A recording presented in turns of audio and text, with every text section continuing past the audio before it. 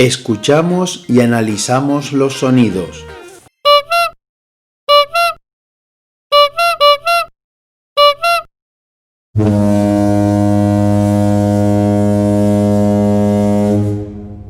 Selecciona la intensidad, la altura y la duración de cada sonido.